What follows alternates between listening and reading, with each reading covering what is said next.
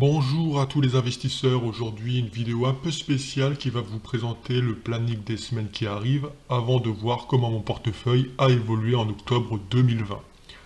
Vous connaissez déjà sur ma chaîne la série sur l'évolution de mon portefeuille. Comme c'est une série qui plaît beaucoup, je vais l'intensifier en vous présentant cette fois de manière plus précise mes investissements. Je vais donc continuer la présentation de mon portefeuille une fois par mois lors de la première semaine. Ce sera un portefeuille que je me construis pour le long terme avec généralement peu de ventes et quelques nouveaux investissements. En janvier, je présenterai également ma performance de ce portefeuille sur l'année 2020, l'année à laquelle j'ai commencé à vous le présenter, et je répéterai ceci tous les janviers des années suivantes. Ensuite, je suis en train de commencer la construction d'un deuxième portefeuille. Celui-ci portera sur des entreprises non françaises. Je suis en train de commencer à investir dessus, je vous présenterai mes investissements prochainement, ainsi que la stratégie que je souhaite adapter. L'idée également sera de présenter l'évolution de ce portefeuille une fois par mois, lors de la deuxième semaine du mois, ainsi que la performance globale sur l'année en janvier. Et pour le dernier, je vais vous présenter donc un troisième portefeuille, celui-ci concernera le trading. Ma stratégie de trading crise et hors crise diffère pas mal. Vous aurez tout le temps d'apprécier son évolution, les gains, mais aussi parfois les pertes. L'idée généralement, ce n'est pas de clôturer la journée même, loin de là, mais je vous en parlerai plus lorsque je recommencerai le trading. C'est comme ça que vous m'avez connu, c'est quelque chose que personnellement j'apprécie énormément. C'est complètement différent de l'investissement, mais voilà, en tout cas ça va continuer, j'ai un portefeuille spécifique dessus, je vais recommencer tout ça bientôt. Je vous présenterai l'évolution de celui-ci une fois par mois lors de la troisième semaine mensuelle. Et là encore, je présenterai la performance globale de cette stratégie en début d'année, c'est-à-dire en janvier. Maintenant, voyons l'évolution de mon portefeuille France pour le mois d'octobre 2020. Je précise que les chiffres que vous allez voir ne sont pas actualisés pour correspondre réellement à la performance du mois passé. J'ai modifié la façon de vous présenter les choses. Dans la colonne de gauche, le nom des actions dans lesquelles je suis investi. La colonne du milieu représente le poids de chaque ligne au sein de mon portefeuille. Et la colonne de droite représente le résultat latent en pourcentage de chaque ligne.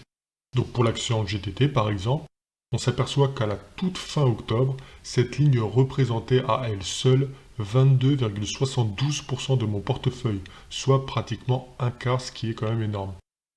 On peut voir également qu'en prenant les trois premières lignes seulement, celle-ci représente 47,16% de mon portefeuille, quasiment la moitié. Et à l'inverse, mes quatre dernières lignes représentent moins de 1% de mon portefeuille. Maintenant, nous allons voir les mouvements que j'ai réalisés ce mois-ci. Le CAC 40, qui est l'indice de référence que j'essaye de battre avec ce portefeuille, a bien baissé. Le graphique montre que depuis le 19 octobre, il a pratiquement perdu 10%. J'ai décidé entre le 27 et le 29 octobre de renforcer certaines de mes positions qui avaient été mises à mal également.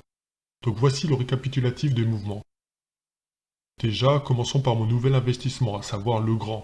Je ne vais pas revenir dessus, j'ai fait une présentation complète des sociétés dans lesquelles j'estimais intéressant d'investir dans le CAC 40 récemment, et pour résumer, Legrand me paraissait être le leader du moment. On peut voir dans mon tableau que Legrand n'occupe pas pour l'instant une place énorme dans mon portefeuille, à savoir 2,59% seulement. Tout simplement car j'estime toujours probable une baisse et un retour du CAC sur les 4200 points.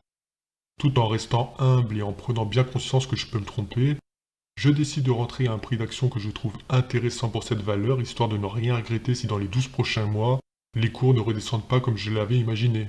Mais je reste prudent et je patiente pour si le marché me donne raison plus tard.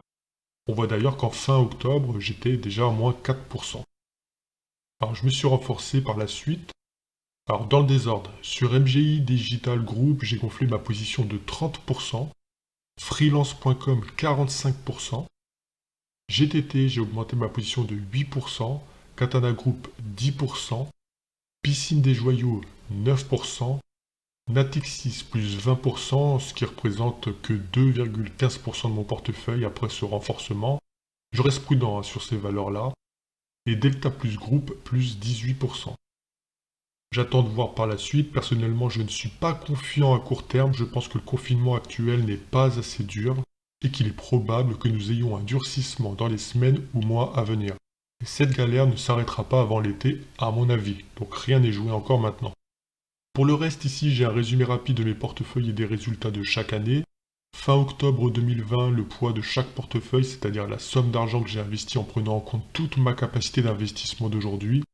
est de 36,79% dans mon portefeuille France, 8,13% dans le portefeuille que je commence à construire hors France, et de 0% dans le portefeuille trading. Vous l'avez bien vu, de toute façon en ce moment je ne fais plus de trading. Le résultat de chaque portefeuille fin octobre. Donc pour le portefeuille France, je suis négatif à moins 1,15%. On voit que c'est plutôt pas mal dans le sens où, comme en début de vidéo, j'ai montré que le CAC 40 avait perdu pas loin de 10% depuis le 19 octobre à la fin octobre. Donc pour l'instant, je n'ai pas à me plaindre. Pour le portefeuille trading, bien que je n'ai plus rien d'investi à l'heure actuelle, ma performance a été de 25,32%. Et pour le portefeuille hors France, nous verrons ça du coup la semaine prochaine lors de la présentation de celui-ci.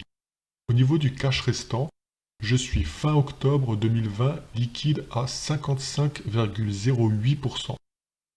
Donc vous allez vraiment voir comment je vais gérer cette liquidité que j'ai de côté au fur et à mesure que les mouvements baissiers ou haussiers se présenteront sur les marchés.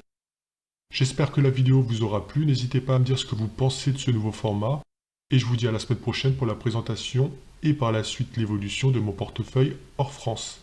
A bientôt.